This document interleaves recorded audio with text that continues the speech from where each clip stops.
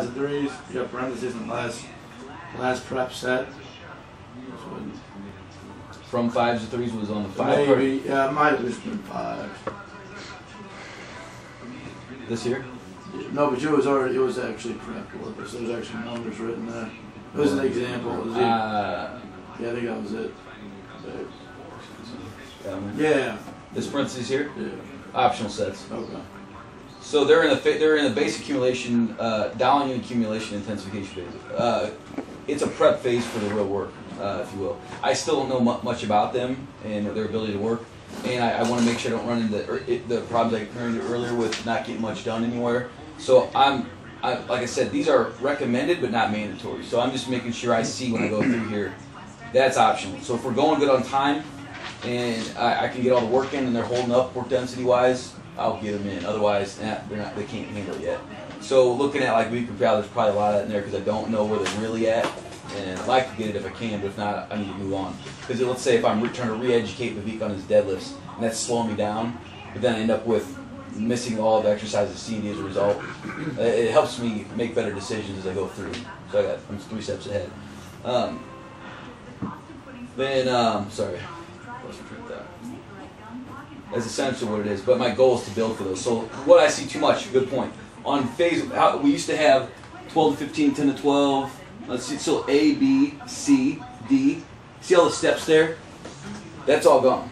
It is now 12, 15, 10 to 12, 8 to failure, and 6 to failure optional, 15 to failure optional. That is all the first block.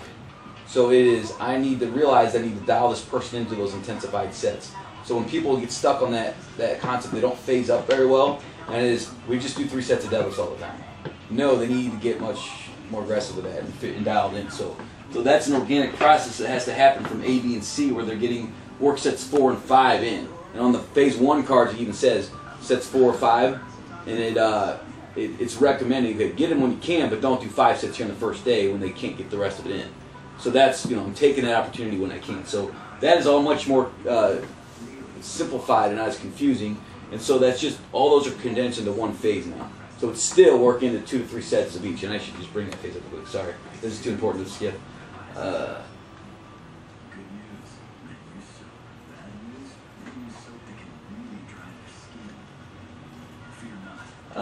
And then really the first big block there is 12 to 15, 10 to 12, 8 to failure, 6 to failure, 15 to failure. Then it is 10, 8, 6, 4. 15 to failure. Then it goes 5, 10, 15, and so on. So these phases are never getting done that I've noticed. And so it's really going to get us deeper into training, more advanced stuff. Now, full body A, so this is the new phase 1 workout card. 4th and sets when ready.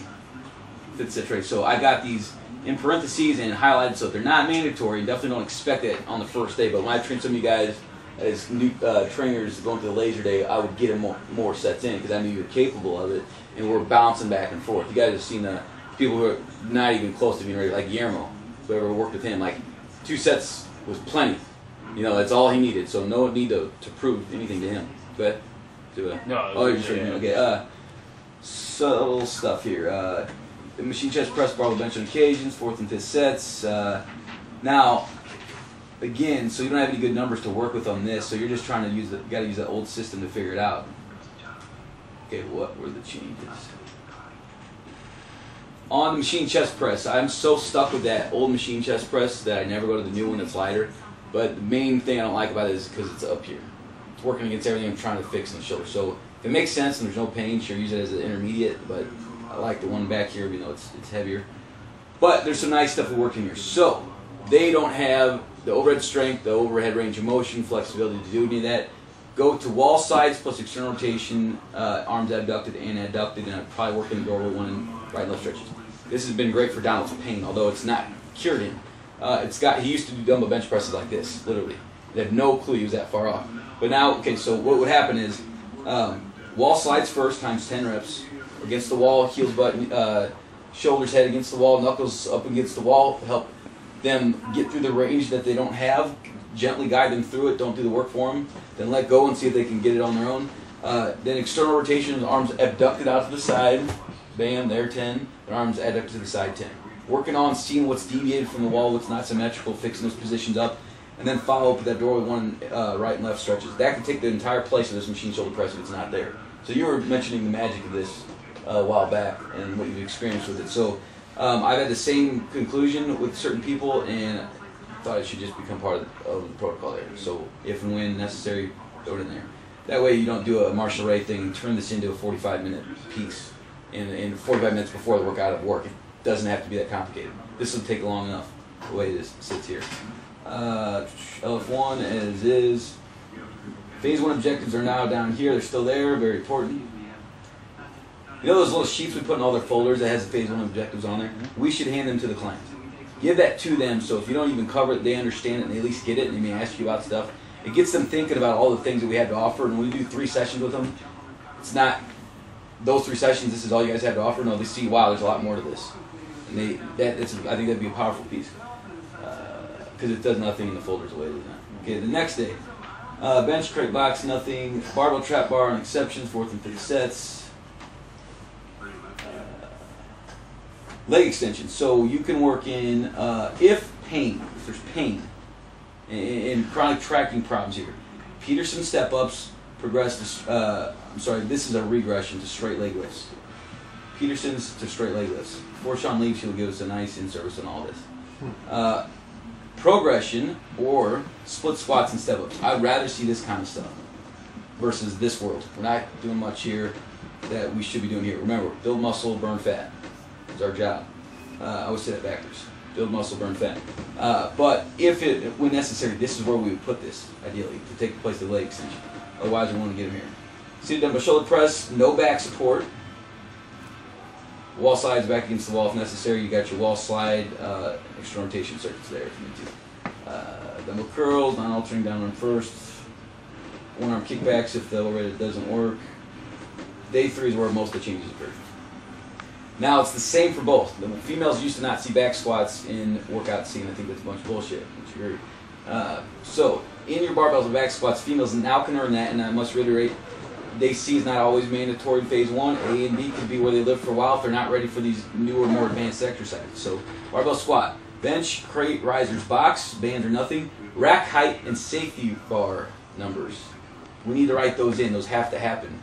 Remember Liz's example? It's funny how these guys are not here. When she had someone box squatting on the other side of the gym, and she was on the other side of the gym spotting someone on the shoulder press, and that person got stuck on a box squat and had to wait however how long it was a while, for Sean to come save his ass. Stuck on the box.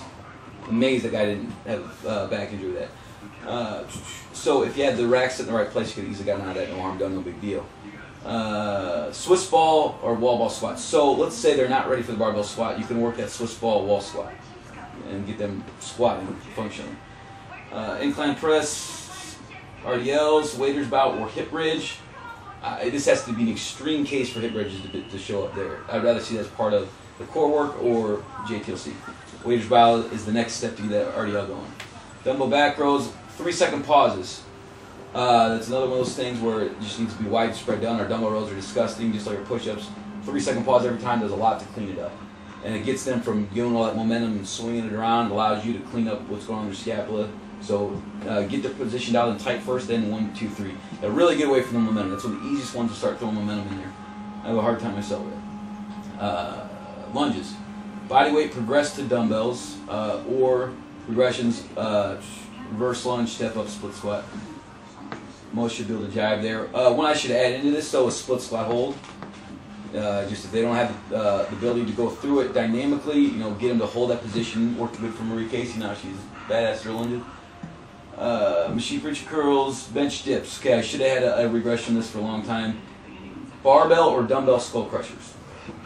Either one's fine. Barbells to me are a little awkward on some people, but dumbbells, which is neutral grip here, starting here, you can get away with it. It's a nice little great tricep move there. I like the flat version. If you got a Ninja down the road, declines are actually better. You have better range on it. Decline dumbbell slow pressure. But that can work there. If bench dips are not jiving, it's not good for the shoulders, they're too obese, you name it. Or, this should be pink, sorry, female adductor to adductor. This is the big thing on the third day for females that they always like to get to. So in phase 1, I would probably do this instead of the dips. They won't be too upset without dips, but the in and out of the thigh, they're going to start wondering. So if you go make it a compound set where it goes inner than outer thigh. I used to not do that, but so you're sneaking in an extra exercise there. Lateral shoulder fly or full cans or external rotation there. You can also work in external rotation circling the wall. So think about your options here with the shoulder issues they may have taking place. Do you need to do external rotations all 3 days? Probably not. Work in where one day you're maybe working that, one day where you're working the machine press where they can kind of force that range where the machine's helping them do some of the range themselves. The dumbbell, they can't do that, so you may work the wall side to get a similar pattern there. Progress that to a dumbbell. Eventually you can use 3 pounds, 5 pounds, whatever on the wall. Then maybe try the dumbbells away from that. Lateral shoulder fly here. Full cans I use just to avoid pain. It's opening up the shoulder, you're going 30 degrees in front of the body there. It'll get rid of almost any rotator pain in fly motion there. Otherwise, if you want to fix what's going on in the shoulder, external rotations there can work. And this might be one where you load up a little more weight without the wall slide. Go there. Bird dogs. Bam. All right. I think that's it. Thank you. Will that take